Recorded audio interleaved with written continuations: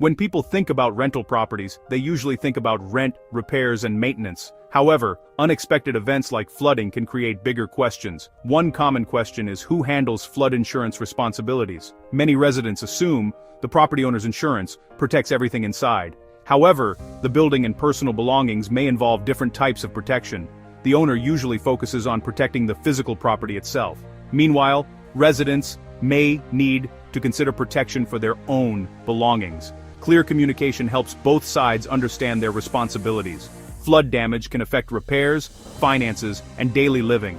That is why many property owners review insurance options before problems happen. Digital tools also make insurance research easier. Owners can review information and organize coverage details more efficiently. Preparation helps reduce uncertainty when unexpected events occur. Understanding responsibilities is an important part of managing rental property risks.